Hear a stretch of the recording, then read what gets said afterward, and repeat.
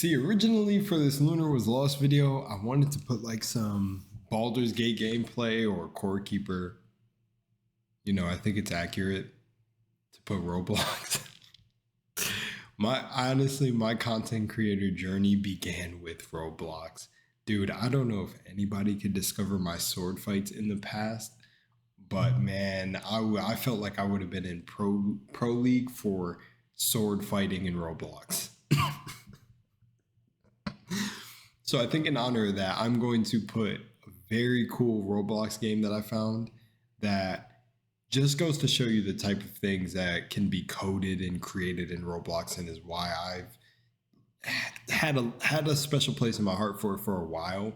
And I always say this, that if I make my first game, I think I'm going to start with trying to make one in Roblox. Who knows? This video has nothing to do with that. It has to do with where did I get my name? Where did it originate? And across the many channels I've had, because I'm a YouTube OG. I'm starting to say that in the YouTube iceberg videos. That is a fun series. I'm keeping that at the front of my profile because I think that is one. Just like when I put, what's the one game I played? Hang on. Viewfinder. Viewfinder is showcased on the front of my YouTube channel. Just like that. This iceberg, massive YouTube iceberg, has a special place in my heart. So these things got to be heartfelt. So this video requires Roblox gameplay in the background. But yeah, aside from everything I just mentioned, yeah, man, some of these devs out here are so talented with what they pull off in Roblox. I'm so serious. But then some people, you know, there's two perspectives. Some people think this isn't about Roblox. Center, Lunar. Let's get into the video about the origins of my name, enjoy the gameplay, and yeah, I found this during the little hunt for people who are familiar with Roblox, the little event that was going on. And yeah, man, that introduced me to a lot of games I didn't know were out there, and I found some pretty awesome games. Should I put horror? Should I put a horror game instead of this cool game? Let's do half and half. Let's start with horror just to show you some of the stuff that people create. And then let's go into the cool action one that I found in honor of the sword fighting too. All right. Much love. Enjoy the video. And yeah, man, I'll see you soon.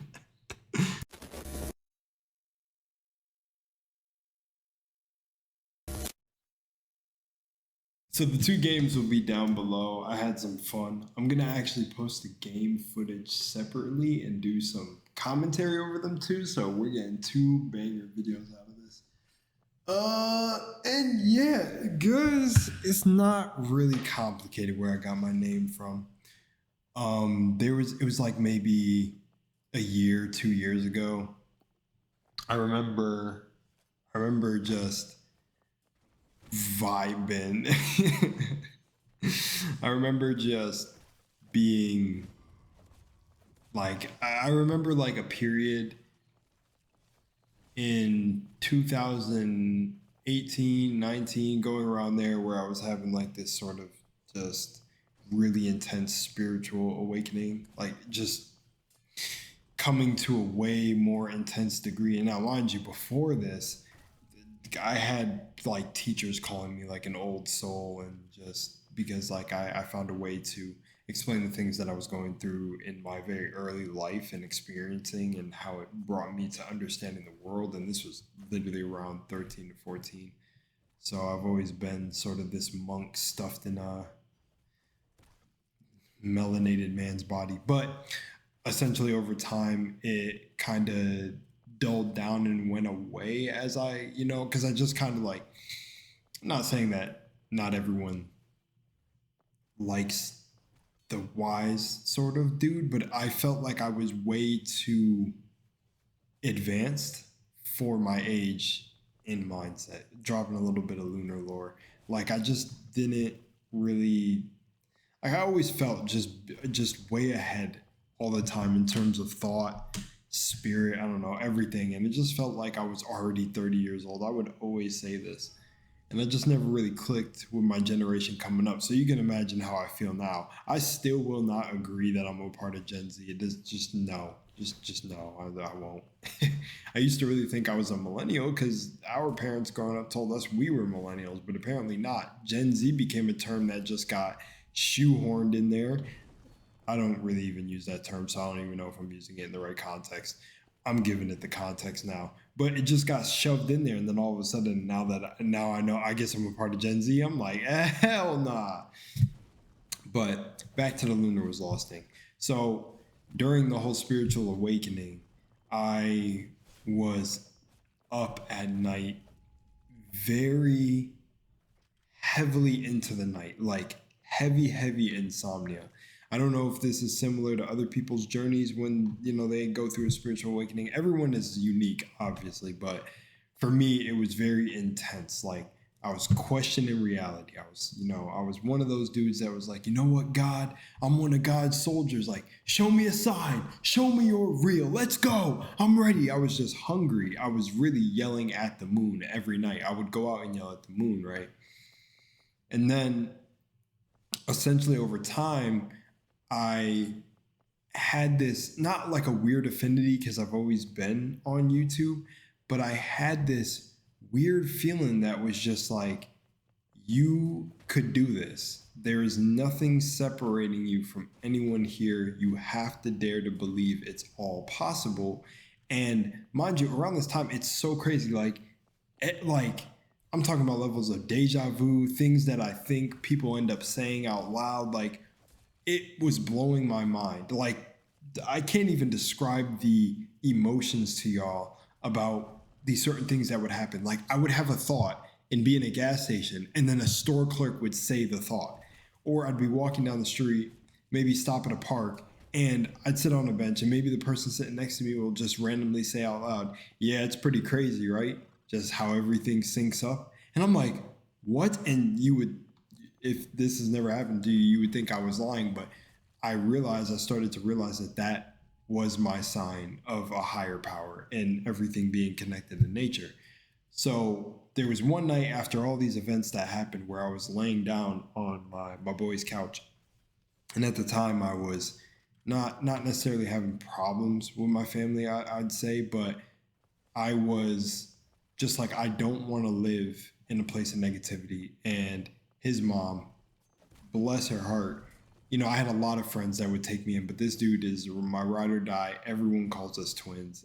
He's actually the guy you'll see on my channels time from time. You'll always see us together, but she allowed me to stay with them, and it was one of the coolest experiences ever because it just felt like it was fulfilling what I felt like I didn't have growing up, but I had a good family, you know what I'm saying? But it like filled in that interacting with each other that was like, I felt like I was missing. And as all these realizations started coming into my life, I started to understand why I was where I was, because I also felt like a burden. I don't like to feel like I have to rely on people, but it was just there's so much lore to my life that I could give y'all that y'all don't know. But essentially one night we were downstairs in the living room and just thinking about things, thinking about everything, like planning things to happen, which is so crazy how seeds you really plant. The mind is so powerful.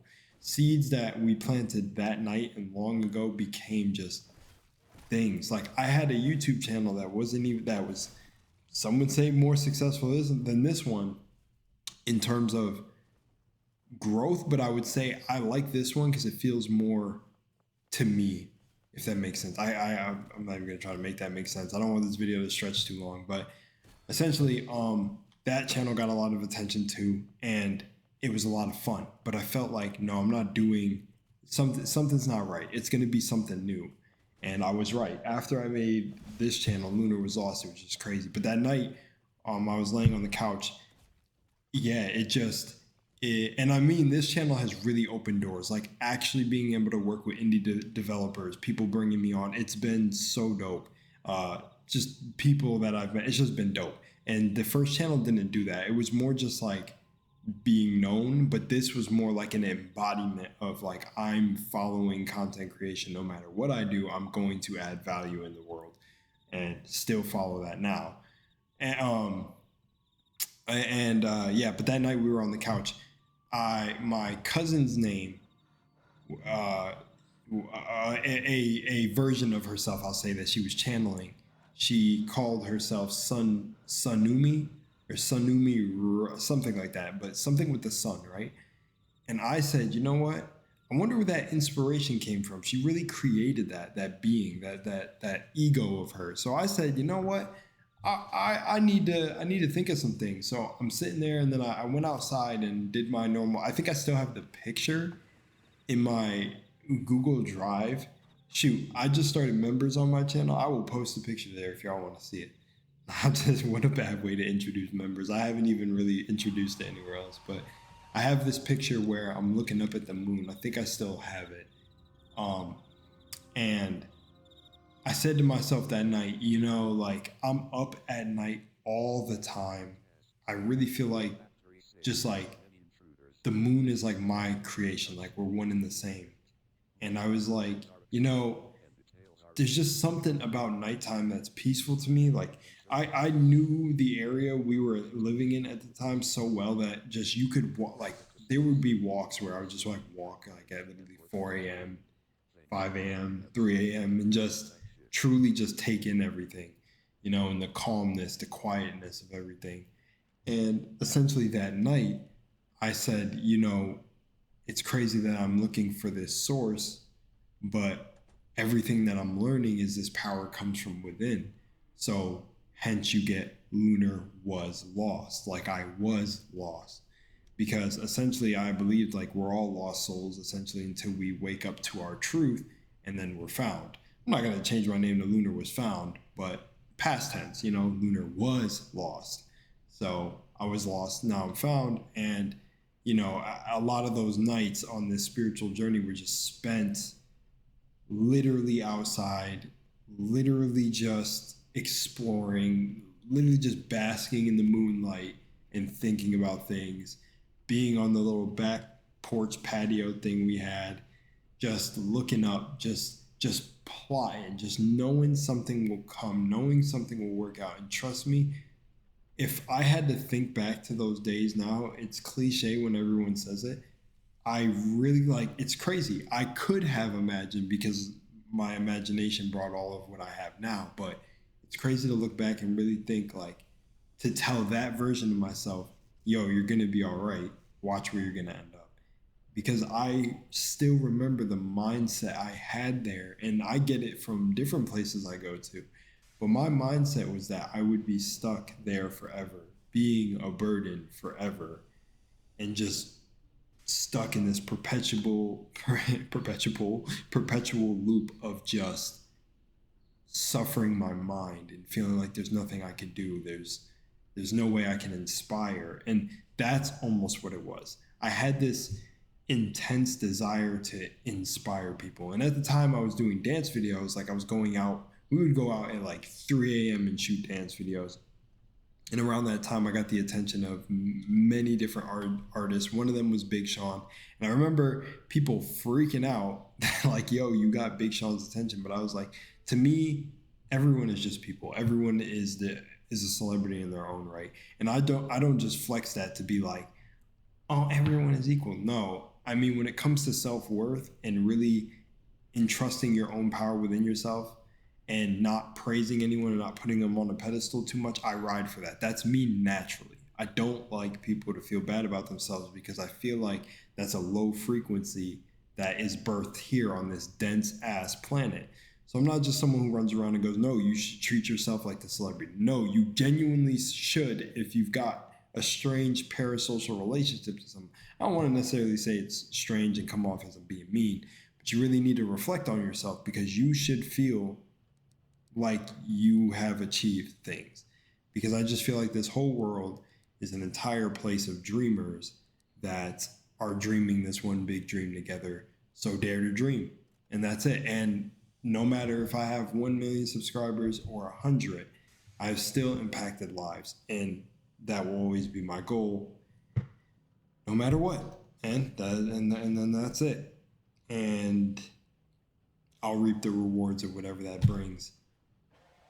And that's pretty much it. That's all I have to say. Lunar was a channel thing, and I've had my ups and downs along this, and I feel like it's my greatest challenge yet because I'm really taking on the identity of at least a portion of what I'm supposed to be. Still preparing me. I hear a lot of people say your 20s are still for doing this, but I felt like 30, so who knows where I'm at. Much love in Moonlight, as always. And thank you to everyone who has watched this far into the channel's growth. Peace out, and I hope you continue to support me